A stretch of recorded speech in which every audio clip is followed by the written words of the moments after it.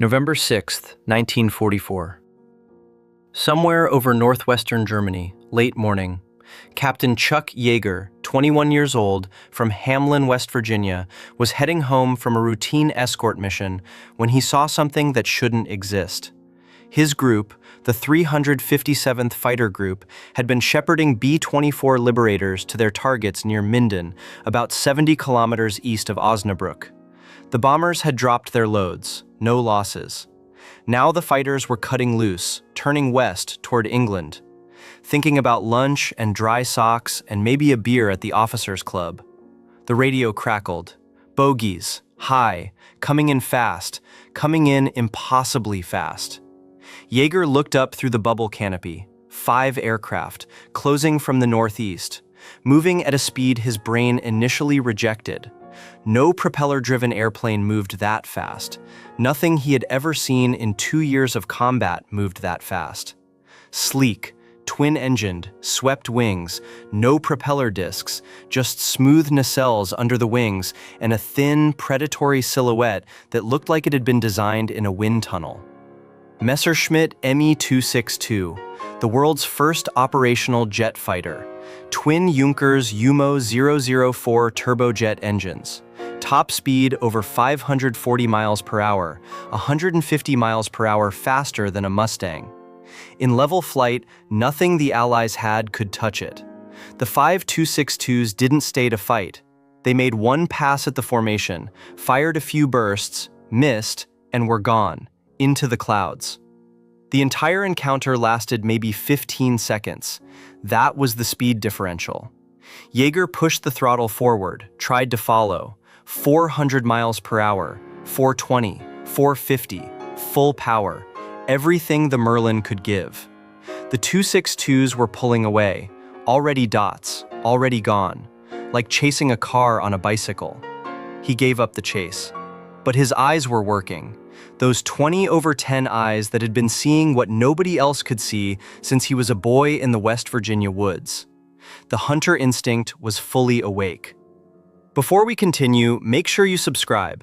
We tell the World War II stories about courage, technology, and the pilots who fought the future with the weapons of the past. To understand what the NE-262 was, you need to understand the air war in late 1944. The Allies were winning, decisively. The 8th Air Force was sending 1,000 bombers over Germany in a single day. The Luftwaffe was bleeding to death. Experienced pilots killed faster than new ones could be trained. Training programs compressed from 18 months to 8 weeks.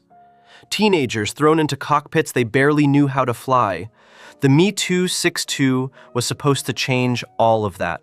The most advanced fighter aircraft in the world, designed by Willy Messerschmitt's team, powered by axial flow turbojet engines that represented a leap in technology equivalent to going from horses to automobiles. It had been in development since 1938, but political interference and Hitler's insistence that it be used as a bomber had delayed deployment by over a year.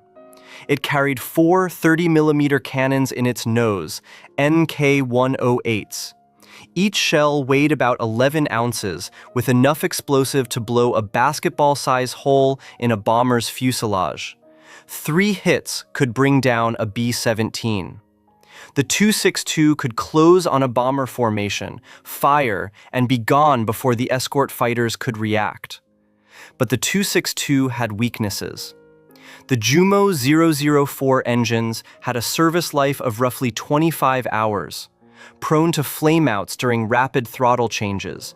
A pilot who slammed the throttle forward too quickly could lose an engine. At low altitude, that usually meant dying. And the critical weakness? Jets need long runways. They need time to accelerate, and they need to slow down to land. During takeoff and landing, the fastest fighter in the world was no faster than a conventional airplane.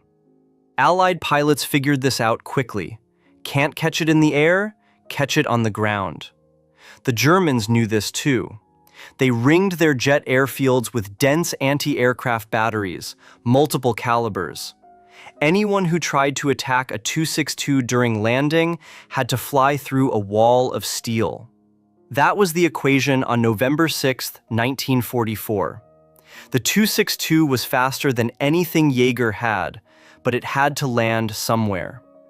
Yeager was flying west after losing the 5 jets in the clouds, alone. In chasing the 262s, he'd separated from his wingman and the rest of the group. Standard procedure said, rejoin formation, don't fly alone over enemy territory. Yeager wasn't thinking about standard procedure, he was thinking about those 5 jets. Where did they come from? Where were they going back to? Jet engines burned fuel at enormous rates. Their base had to be close. He eased back on the throttle, conserved fuel, and he looked. Flat countryside below, northern German plain, fields, forests, roads. He was at maybe 5,000 or 6,000 feet, low enough to see details. He passed over a location near Achmer, south of Osnabrück. Something caught his eye. A runway. Long. Unusually long. Conventional airfields had runways of maybe 3,000 feet. This one was much longer, and camouflaged, netting over the edges, buildings painted to blend with farmland. From 20,000 feet you'd never see it, but from 5,000 feet, with 20/10 vision and a hunter's eye for things that don't belong, it was clear. A jet base. Had to be. Conventional fighters didn't need runways that long. This was Achmer Airfield, home of Commando Novotny, a specialist Luftwaffe unit formed specifically to test and establish tactics for the Me-262, named after its commander, the Austrian ace Walter Novotny, one of the most elite flying units in the German military. Yeager descended, lower, 2,000 feet, 1,000. He could see flak positions around the perimeter, gun emplacements, bunkers, serious defenses. Then he saw it, a lone Me-262, approaching the airfield from the south, low, 500 feet, moving slowly, about 200 miles per hour, gear down, flaps down, on final approach. The fastest fighter in the world, reduced to a speed a Mustang could match with its eyes closed. Yeager didn't hesitate. He split-est, rolled inverted and pulled through, altitude converting into speed. The Mustang's nose dropped, 300 miles per hour, 400, 500, gravity and the Merlin engine working together. The 262 was below him, ahead of him, slow and committed to its landing path. The German pilot was focused on the runway, on his airspeed, on his glide slope. He was not looking for a P-51 dropping out of the sky at 500 miles per hour.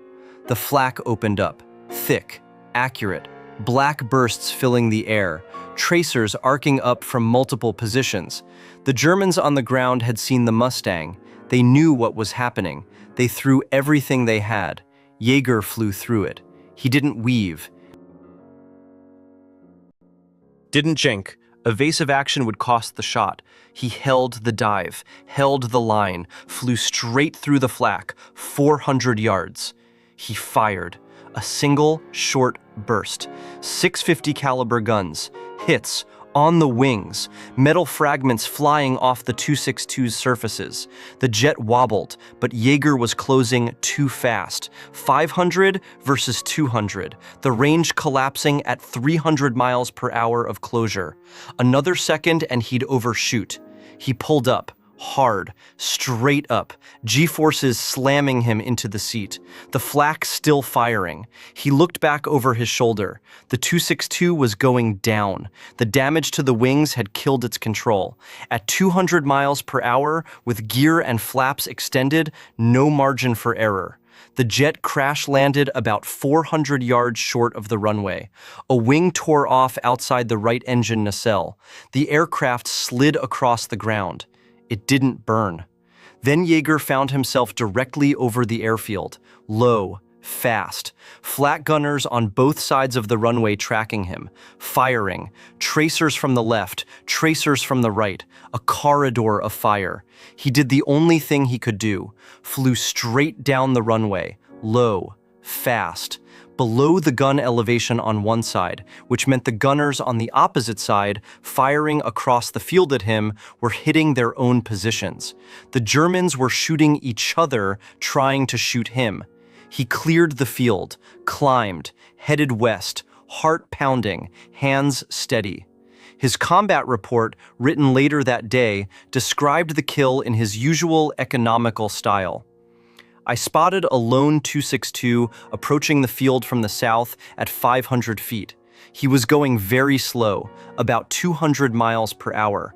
I split-est on him and was going around 500 miles per hour at about 400 yards and got hits on the wings. I had to brake straight up and, looking back, saw the enemy aircraft crash land about 400 yards short of the field. A wing flew off outside the right jet unit. The plane did not burn. That was it. One of the first jet kills by an American Mustang pilot, written like a grocery list. He'd also damaged 2 more 262s during the earlier engagement. 3 encounters with the world's most advanced fighter in a single day. When he landed at Leiston, the intelligence officer asked him how he felt about shooting down a jet in a propeller airplane. Yeager's answer has been preserved. First time I saw a jet, I shot it down. He was on final. Not very sportsmanlike, but what the hell, the kill was confirmed. First Me-262 destroyed by the 357th Fighter Group. The 357th would eventually be credited with 18.5 jet kills, the highest total of any group in the 8th Air Force. Yeager was awarded the Distinguished Flying Cross. The 262 story didn't end on November 6th. The jets kept coming through November, December, January, in dwindling numbers as fuel shortages and bombing of production facilities took their toll. But every encounter was dangerous. Every engagement proved the limitations of propeller fighters against jet technology. Allied pilots like Yeager found the answer. You couldn't outrun the jet, couldn't outclimb it, couldn't outmaneuver it at speed, but you could outthink it. You could use patience, positioning, and the one thing the 262 couldn't change about itself, it had to slow down to land. The hunting boy from West Virginia understood this without being told. You don't chase the fastest animal in the forest. You find the water hole. You find the clearing where the animal has to stop, and you wait there. Akhmer was the water hole, the place where the fastest fighter in the world had to become slow and vulnerable. And Yeager was there with his 2010 eyes and 650 caliber guns and the patience of a man who had been hunting since before he could read. 3 years later, on October 14, 1947, Chuck Yeager climbed into the Bell X-1 rocket plane with 2 broken ribs and a broom handle to pull the hatch shut. Then he flew faster than the speed of sound. The man who killed the future with a propeller became the man who made the future real. From Akhmer to Muroc, from a camouflaged German runway to a California dry lake bed, from hunting jets to becoming one. In 1986, a reporter asked if the 262 was the most significant combat moment of his career. Yeager thought about it. Nah, most significant was getting shot down over France. That taught me what mattered. The 262 was just good timing. Good timing? I was in the right place. He was slow. I was fast. That's all flying is, being in the right place at the right time and knowing what to do when you get there. He paused. Same as hunting. You don't chase the squirrel.